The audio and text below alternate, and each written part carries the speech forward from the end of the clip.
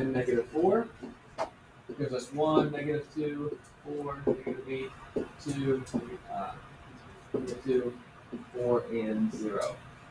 So then our equation becomes 6x squared plus 4x minus 2.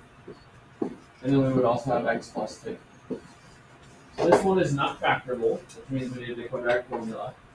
When you set it up, you should have gotten negative 4 plus or minus the square root of 4 squared minus 4 times 1 times negative 2, all over 2 times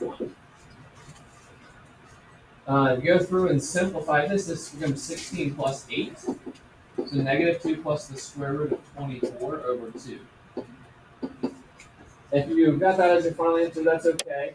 You can simplify this further, though. So if you look at this radical, you look for the perfect square inside of there. This is the same thing as 4 times 6, and 4 is a perfect square.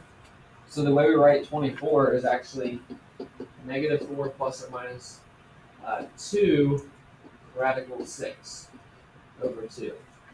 2 radical 6. And then you can actually simplify that further. Right up here. With this fraction, you kind of just look at this as 2 separate fractions. You view it as negative 4 over 2, which is negative 2, plus or minus, and then block this one out.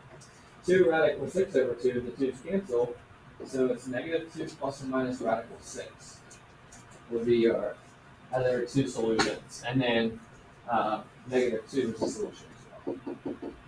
So those are your 3 solutions.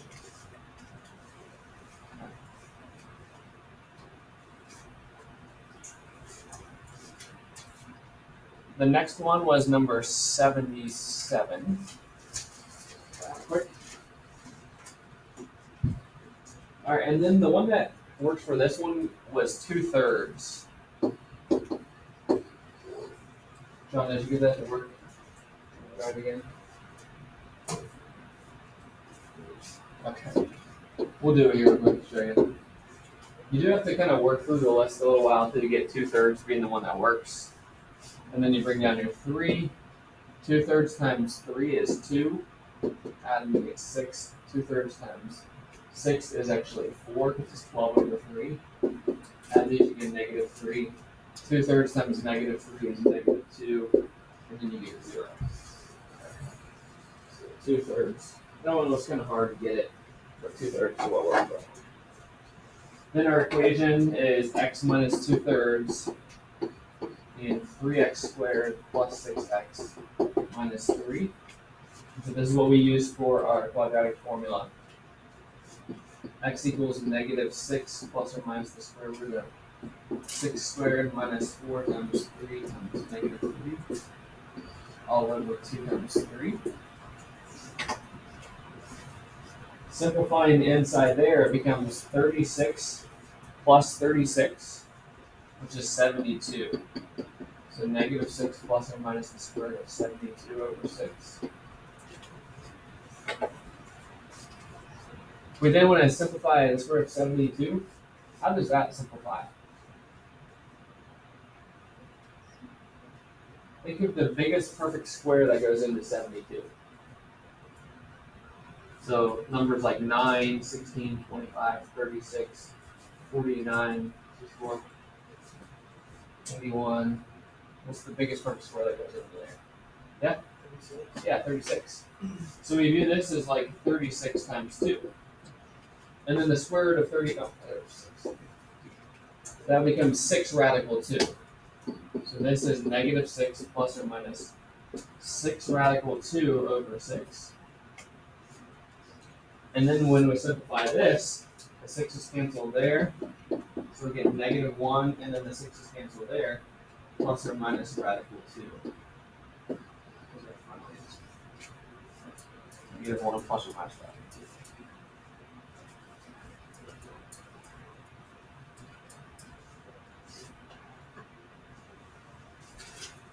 So we're going to do some more practice on this today, but it's not going to be as long and complicated necessarily. I realize a lot of people will actually struggle with factoring. and like even just like the most basic factoring throughout all the classes. And the factoring that we're doing is it's kind of like Algebra 1 factoring, but for a variety of reasons, some being COVID related, I think, which kind of is lost in translation somewhere. So we're going to practice this, but we're also going to, in doing that, we're going to be practicing some factoring.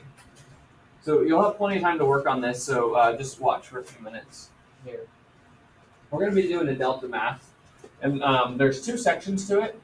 This part is the part that you have to do, and then I've got a couple bonus questions for you too. You can get like a 6 out of 5 if you complete these two. These are going to be quadratic formula ones, and the simplifying on these is a little bit more difficult as well. So I can help you if you need help getting the final answer for that. These are the ones that you have to complete, but you're going to have tons of class time to do that. And I'll help you with the factoring if you're struggling with factoring. I want to take a look at this.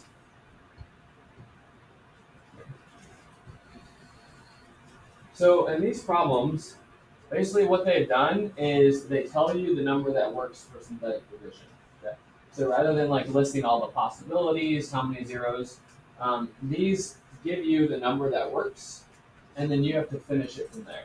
Okay? So we're more practicing the last steps where we're finding the remainder of the zeros. So here's our function, and it tells us that f of 1 equals 0. So what this means is 1 is a 0. F of 0, F1 equals 0, and 1 is one of the zeros. So then we take that information and we do our synthetic division with it. So we're going to put 1 out there, and then we're going to write out our coefficients, so 1, 10, 13, negative 21. And when we do this, we know we should get 0, because it's telling you that f of 1 is 0. So we're going to go through and do it. 1, 1, 11, 11, 24, 24, and we get 0. So it works. Now we're going to take what's left over, write out our equation, so x squared plus 11x plus 24, and we're going to find the other two zeros. In order to do that, we need to factor this. All of them are going to be factorable. So factoring, like I said, I notice is kind of deficient in factoring, so this will help us practice factoring a little bit. But when you factor, on all of these, just start with your two sets of parentheses, an x in front of both of them. That'll be the same for all of them. And then you need to be thinking what's going to multiply to give you 24, multiples of that are going to add to give you 11. So you can even make a little list. 1 and 24, 2 and 12, 3 and 8, 4 and 6. Some of you might be really good at this, and that's great. You'll get through it faster, and you can do the other harder ones. But you need to choose the pair that's going to get you 11. So just work your way down. Could you get 11 from 1 and 24? No. Could you get 11 from 2 and 12? Now, you could get 10 and a 14. What I mean by that is if you were to combine these, like 2 and 12, subtract them, you get a 10, add them, you get 14. 3 and 8, you could get 11, right? So I'm going to go ahead and write 3 and 8 in there, because then that's going to be my pair. Then I just have to figure out the signs. This one's pretty easy because they're both positive. In order to get a positive 11, well, I need a positive 3 and a positive 8. That one's pretty easy. We then are going to solve these. So when you solve this, this becomes x equals negative 3. This is x equals negative 8. And then we also have to write the answer that they gave us, which was x equals 1. So that's our three solutions. When you type this in, you're just going to hit this plus sign to get 3 answers. And then you actually just type in the numbers. You don't type in the x equals, but just type in those 3 solutions, and that will be your answer. Okay. I'm going to show you another one. Some of the scenarios they'll give you will tell you a factor. So this one gives us a factor. Exactly the same, except it's telling us x minus 3 is a factor. So what do I write on the outside of that? Yeah, a positive 3. Because if it's a factor, that means if we set x minus 3 for 0, we get x equals 3. Solve the same way. We just write out the coefficients. 1, 7, negative 21, negative 27. Bring it down, add them. 27. Should get to 0 always. And then it's just factoring again. And again, if you need help with factoring, I'm happy to help you. This is actually another easy one to factor. I'm going to try to do a harder one.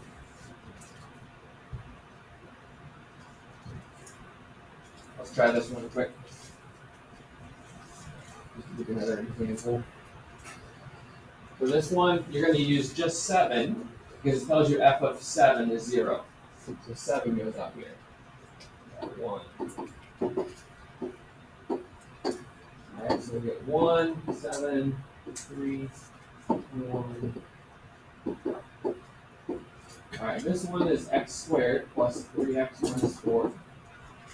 So you've got to think of the factors of 4 that are going to add to give you 3. So you just start with your parentheses with an x and x. The factors of 4 are 1 and 4, or 2 and 2. How can we get 3? 1 and 4 or 2 and 2? Yeah, 1 and 4.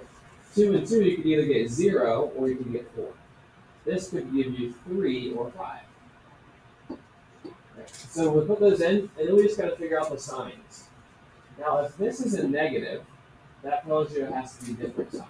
It has to be different from each other. Because when we multiply a positive and a negative, we get negative. So we know they got to be different. And then we look at this one. It's a positive here, which tells you that the bigger one has to be positive. Because it's going to outweigh the other one. So that means we want a positive 4 and a minus 1. Because then if we multiply these, negative 1 times 4, we get negative 4. You add negative 1 and 4, you do get a positive 3. And if you're confused on factoring, again, I'll be around the whole time to help you. So if you get stuck, make sure you raise your hand and I can help you learn how to factor if you're not good at factoring. All right, so you got 8 of those to do. And then again, there's 2 of these.